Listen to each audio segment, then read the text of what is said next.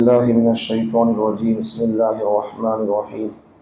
يا أيها الذين آمنوا استعينوا بالصبر والصلاة إن الله مع الصابرين. اے ایمان والو، صبر اور نماز کے ذریعے سے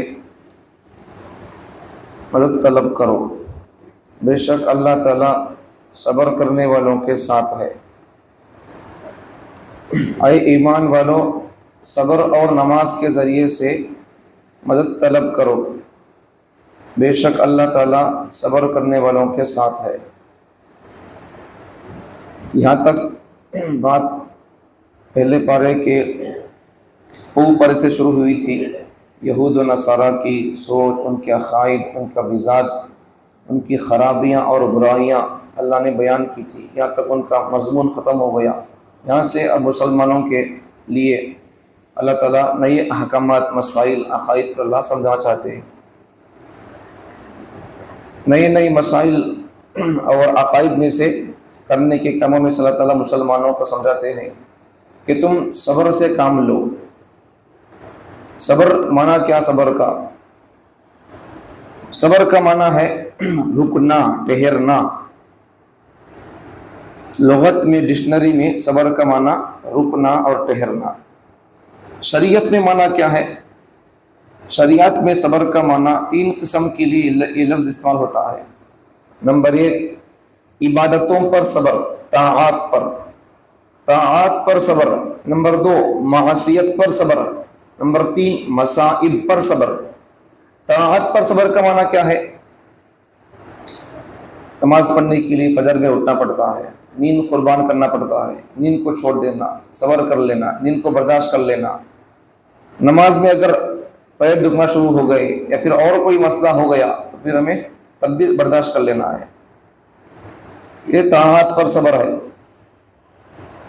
دوسرا ہے معنی شریعت میں صبر کا معصیت پر صبر، گناہوں پر صبر کرنا۔ دل میں شیطان گناہ کے کرنے پر وسوسے ڈالتا رہتا ہے، تو وسوسوں سے بچنے کی آیات پڑھ کر تعوذ، اعوذ باللہ، لا حول پڑھ کر شیطان کو دور کرنا ہے اور ہم کو گناہوں سے مکمل بچنا ہے۔ نمبر 3، مصائب پر صبر۔ اگر حالات خراب ہو گئے، مسلمانوں پر ان کا جینا تنگ کر دیا جا رہا ہے، تو اس وقت میں صبر کے ساتھ نماز کے ذریعے سے اللہ سے مدد طلب کرنا ہے۔ تو صبر 3 قسم کے معنوں کے لیے آتا ہے۔ ایک تو مصیبتوں پر صبر، مصیبتوں پر شکوہ نہیں کرنا اللہ تعالیٰ سے۔ مصیبت وہ کیسی بھی آ سکتی ہے، آگے کی آیتوں میں ہے، وہ مصیبت جیسی بھی ہو ہمیں شکوہ شکایت نہیں کرنا۔ انسان کو صبر پر ثواب ملتا ہے، لیکن کب ملتا ہے؟ جب انسان دل سے آئی ہوئی مصیبت پر اگر صبر کرتا ہے تو ثواب ملتا ہے۔ اگر شکوہ شکایت کرتا ہے تو بعض مرتبہ گناہ نہیں، کافر بھی ہوتا ہے۔ اس لیے اللہ پر بندہ کبھی بھی شکوہ شکایت نہیں کرنا ہے۔ ثواب تو گیا کب کی، مان لے کو چلے گا، آنے کا نہیں ہے۔ اب مجھے دیتا کہ اللہ تعالیٰ مصیبتیں، پریشانیاں، میں اللہ کو یاد کرتا ہوں تو بول کر اللہ کو یاد کر سکتے ہو کہ اللہ کے خاص بندے یا بیٹے ہو گئے کیا؟ اللہ کے بچے ہو گئے، اللہ کے خاندان کے ہو گئے کیا؟ اس کی مرضی ہے، تمہاری تقدیر میں لکھا ہو۔ ایک لاجیکلی ایک بات ہوتی ہے، بھئی کتنا اللہ کا خاص بندہ ہوا تو کیا، کتنا خاص اللہ کا بندہ ہے تو کیا، کتنا نوازی ہے تو کیا، انگرکار اس لیے تو پھر آنکھ جلتے سوچ، گناہ کیے تو پھر جلنا ہی ہے۔ عبادتوں کی الگ الگ قسمیں ہوتی ہیں، گناہوں کی الگ الگ قسمیں ہوتی ہیں، تو ہر گناہ سے مسلمانوں کو بچنے کا حکم ہے۔ جو دل میں آ گیا وہ عبادت کر لیا، جو اس کے مزاج کے خلاف ہے وہ عبادت اگرچہ فرض بھی کیوں نہ ہو کرتا نہیں ہے۔ یہ کیا بات ہوئی ہے؟ یہ تو اسلام پر عمل نہیں ہوا، یہ تو منمانی پر عمل ہوا ہے۔ منمانی پر عمل نہیں ہونا ہے، قرآن کی آیتوں پر عمل ہونا ہے، اور وہ بھی آیتیں جو قابل عمل ہے ان پر عمل ہونا ہے۔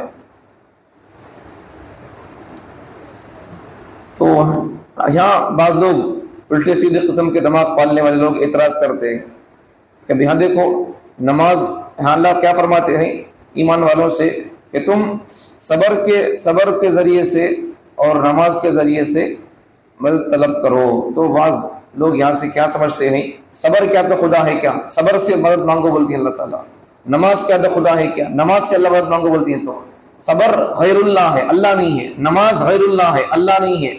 جب صبر اور نماز اللہ نہیں ہے, ان سے مدد مانگ سکتے ہیں, تو پھر ولیوں سے, نبیوں سے, علیوں سے مدد کیوں نہیں مانگ سکتے؟ ایسا نپیٹ نکالتے ہیں یہاں سے.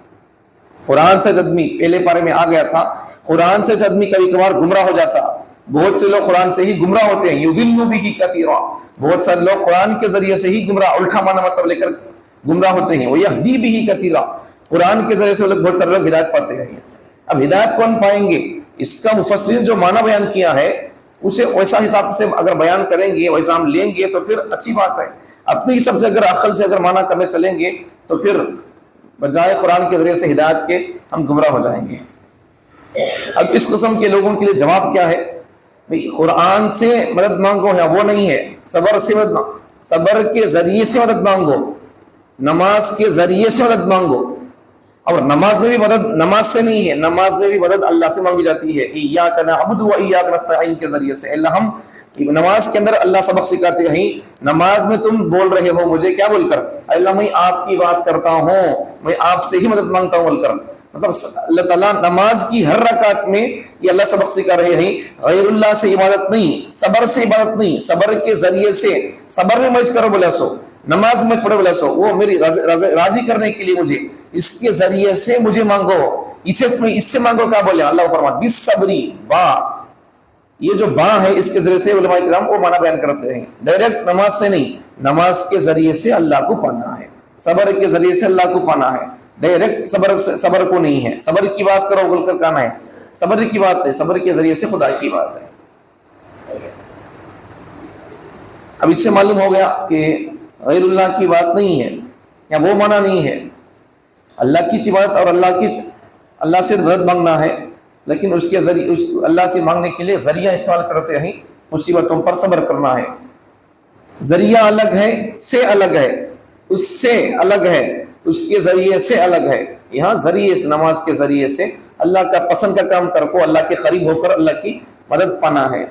صبر اگر کریں گے اللہ ہماری طرف متوجہ ہوتے ہیں, اللہ ہمارے ساتھ ہوتے ہیں. ان اللہ مع الصابرین, کوئی آیت ہے, یا ایھا الذین آمنوا استعینوا بالصبر والصلاۃ ان اللہ مع الصابرین. اللہ تعالیٰ صبر کرنے والوں کے ساتھ ہے.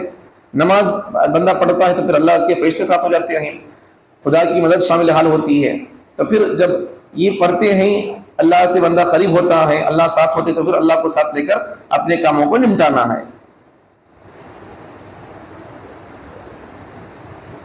اب اللہ تعالیٰ صبر کرنے والوں کے ساتھ ہے. صبر کی 3 قسمیں آ گئی.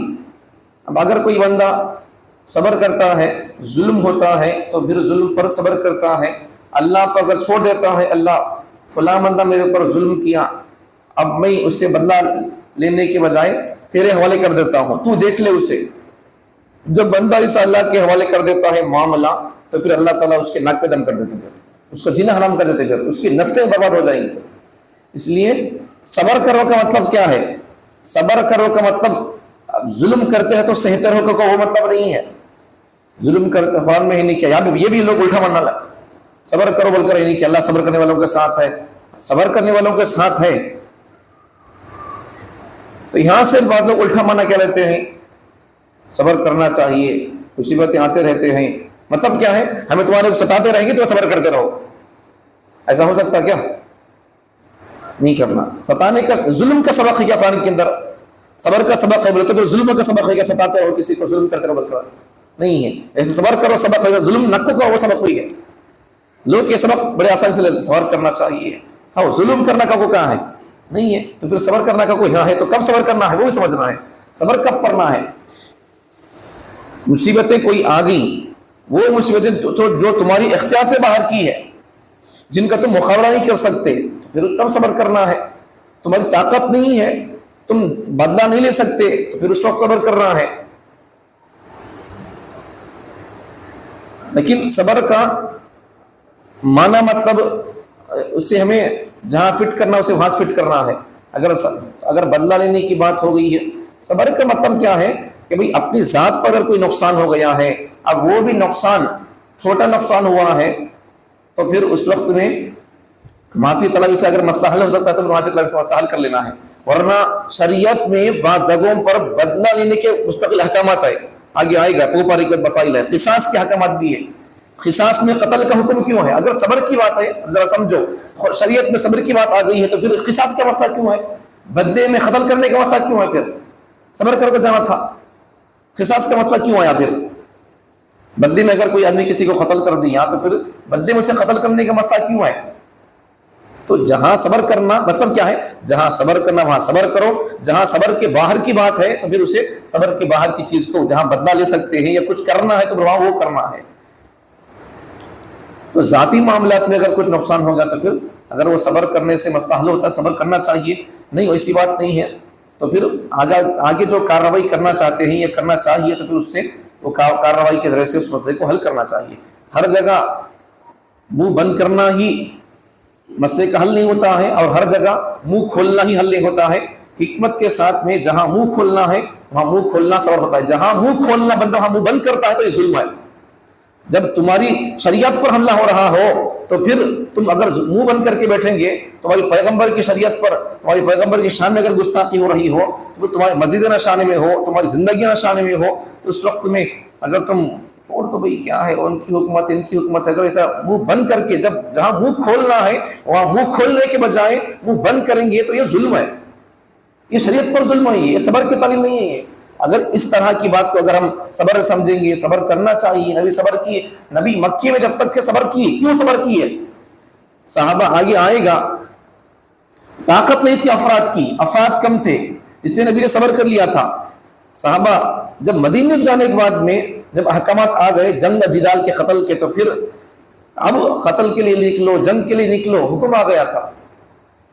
जब कुछ लोग आगे पीछे हो रहे थे तो अल्लाह ने क्या फरमाया, तुम्हें क्या अजीब किस्म के लोग आए, वहां थे तो फिर हमें कहीं को डरना, हमें कहीं को छुपना बोलते थे, अब वहां आ गए तुम्हारी ताकत भी बन गई है, अफसाद भी तुम्हें बल्ला के हैं, अब तुम्हें लड़ोगे तो कहीं को आगे पीछे होती तुम्हें। अल्लाह मुसलमानों को समझा रहा है, मतलब क्या है, जहां सब्र करना वहां सब्र करना सब्र है, जहां सब्र नहीं करना है वहां मुंह खोलना है या लिखना है, आगे बढ़ना है, वहां आगे बढ़ना ही वो उस वक्त का तकाजा है। वरना जहां मुंह खोलना है अगर मुंह बंद कर लेंगे तो फिर वो सब्र नहीं है, जुल्म है, वो बुज़दिली है, बुज़दिली है। इस्लाम तो बुज़दिली से अपने मानने वाले लोगों को बचाता है। अगर यहाँ अब ये बात थी, नबी सल्लल्लाहु अलैहि वसल्लम जब सब्र करते थे तो फिर जब मदीने जाने के बाद में क्यों बदर कायम करने के लिए तैयार हो गए, बहुत कायम करने तैयार हो गए, हिस्सा खुद भी हिस्सा लिया उसके अंदर, क्या क्या बात थी, सब्र करना था, कहीं को खामा लड़ने जाना बोलकर।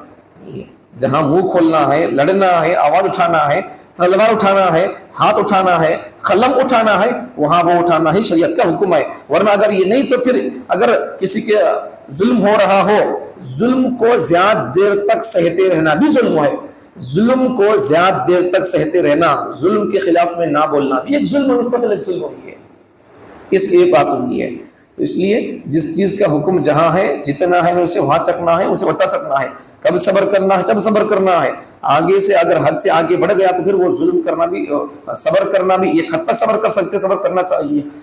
जब मक्के के अंदर पैगंबर जब सब्र किए, पॉइंट नोट आखिरी बात, जब पैगंबर मक्के के अंदर थे तो सब्र करते थे, उनके जुल्म सितम सहते थे, पैगंबर सल्लल्लाहु अलैहि वसल्लम पर ओजड़ी ऊंच की गंदगी डाली जाती, सब्र छोड़ देते थे। लेकिन अबू बकर और फातिमा आकर उनको डांटते थे लोगों को। फिर बाद में जब यहाँ से वहां चले गए तो फिर जब वो लोग मक्के के लोग यहूदियों के साथ मिलकर, मुनाफिकों के साथ मिलकर जब उनके प्रोपेगेंडे में शामिल होकर जब मुसलमानों पर, मदीने पर हमला करने के आगे, जब भी हमेशा सब्र करना था, सब्र कर लेंगे बोलकर अल्लाह सब्र कर, इन्नल्लाह मअस साबिरीन बोलकर। जब क्यों नबी सल्लल्लाहु बाहर निकले रमजान के महीने में रोजा रहकर, रमजान के महीने में रोजा रहकर, पहला रमजान आया है अभी सन 2 हिजरी में रोजे फर्ज हुए, और फिर अभी 2 हिजरी में ही रमजान के पहले रमजान में जंग के लिए चले गए। आराम से रोजे रखने के मसाइल सीखना था, पढ़ाना था, समझाना था, बाद में फिर जंग के लिए जाना था। पहले रमजान के रोजे फर्ज हुए, उसी रमजान के महीने में रोजे के साथ में जंग के लिए चले गए, और सहाबा के लिए रोजे की छूट भी थी, लेकिन छोड़े भी नहीं, रोजा छोड़े भी नहीं उन्होंने, जंग के लिए चले गए।